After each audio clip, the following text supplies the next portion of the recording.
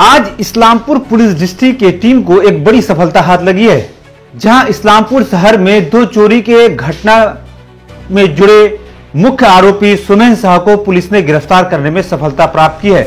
आप दर्शकों को बताते चलें, पिछले 2 रोज पहले इस्लामपुर शहर के 2 काली मंदिर, एक बस स्टैंड के करीब जो काली मंदिर है, वहीं दूसरे रेलवे स्टेशन रोड जो है वहां पे एक अस्थायी काउंसलर के घर के करीब में जो काली मंदिर थी, वहां पे चोरी की घटना के इन वारदात को अंजाम दिया गया था।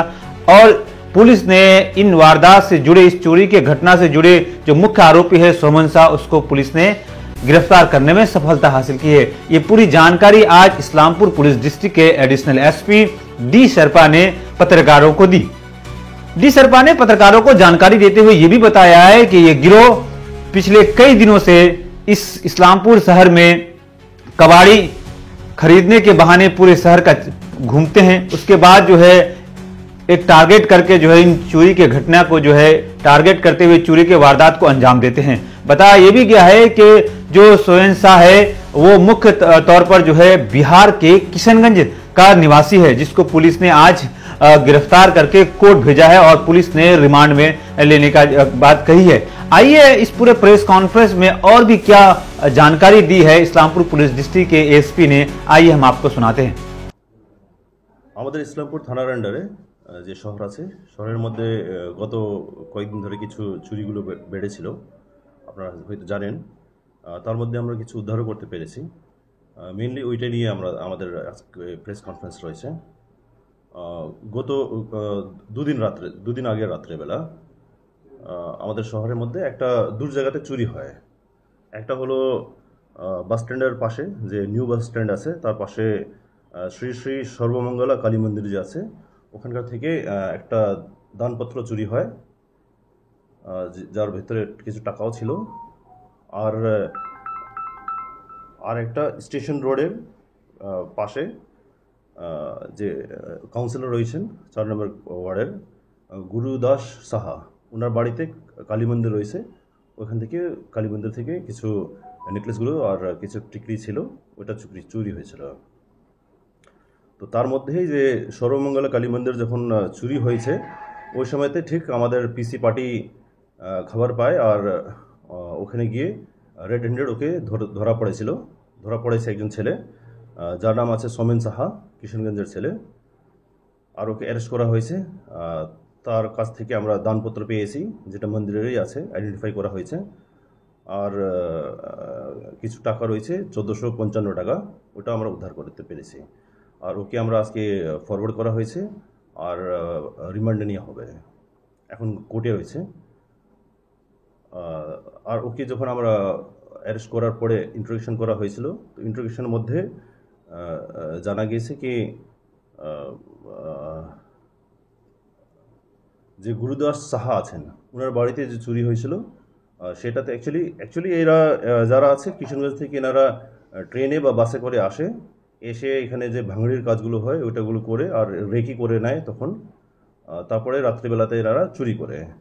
তো একটা গ্যাং রয়েছে, গ্যাংয়ের মধ্যে থেকে সুমেন সাহাকে আমরা ধরতে পেরেছি। আর সুমেন সাহার কাছ থেকে ইন্টারোগেশনে বোঝা গেছে কি যে গুরুদাস সাহার বাড়িতে যে চুরি হয়েছিল ওটাতে ও ইনভলভ ছিল আর অন্যরাও ছিল।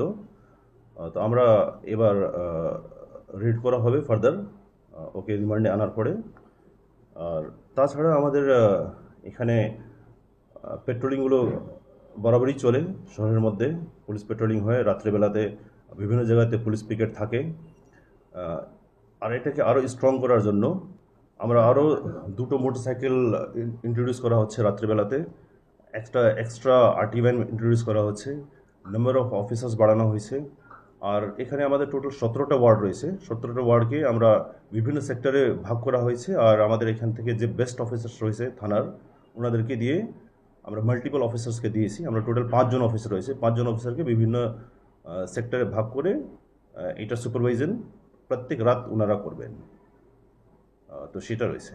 স্যার, যেটা বলবো যে এর আগে মনে করা হচ্ছিল যে যারা নেশাগ্রস্ত তারাই সাধারণত এই ধরনের ছিচকে চুরিগুলো করে, কিন্তু সাম্প্রতিককালে গুরুদাস সাহার বাড়ি বলুন অথবা এই কালী মন্দিরে বলুন অথবা আপনার আলীনগর, সুভাষনগর, রেললাইনের তাদের মসজিদের ট্যাপ চুরি, সমস্ত জায়গাতেই দেখা যাচ্ছে যে সেখানে প্রফেশনাল যারা হচ্ছে থিফ আর কি, বা বলা চলে ওয়ান টাইপ অফ ড্যাকুইটি।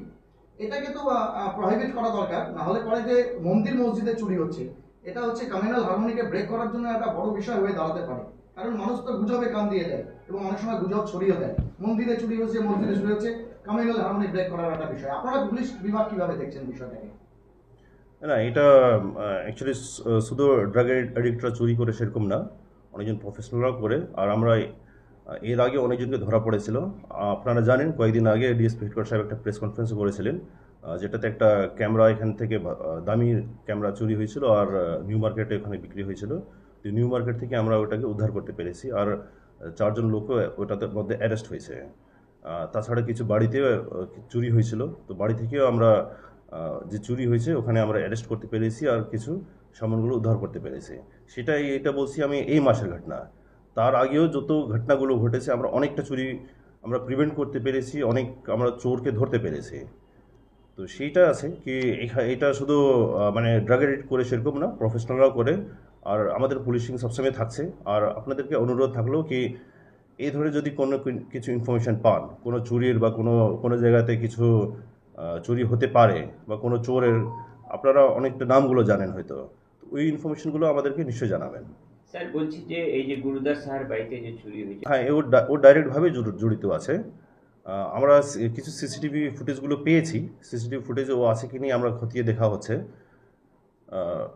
মানে এ শুধু একা ছিল না, এর সঙ্গে গ্যাং ছিল এরা একটা গ্যাং রয়েছে যারা এখানে এসে ভাঙড়ির কাজগুলো করে আর তখন রেকি করে তারপরে চুরি করে। তো আমরা একটা গ্যাংকে আমরা মানে ধরতে পেরেছি বলা যায়, একজনকে ধরেছি আর অন্য নামগুলো আমরা পেয়েছি। ওটা আমরা নিশ্চয়ই আগামী দিনে খুব তাড়াতাড়ি রেড করে অ্যারেস্ট করা হবে। চুরির ঘটনা তো অহরহ ঘটছে, কিন্তু কাউন্সিলরের বাড়িতে চুরি হওয়ার পরেই পুলিশের এই তৎপরতা? না, আপনার এটা ভুল ধারণা। কেন কি আমরা প্রত্যেক সময় আমরা অনেকটা বাইক রিকভারি করেছি এর আগে, অনেকটা অর্নামেন্টসগুলো যে বাড়ি থেকে, যেরকম কিছুদিন আগেই যে দুটো বাড়িতে চুরি হয়েছিল, ওখান থেকে আমরা যে চুরি হওয়ার যে সিলভার অর্নামেন্ট ছিল ওইটা আমরা উদ্ধার করেছি। আমরা যে ক্যামেরা এই কিছুক্ষণ আগে বললাম, ক্যামেরা যে আছে ওইটা আমরা উদ্ধার করেছি।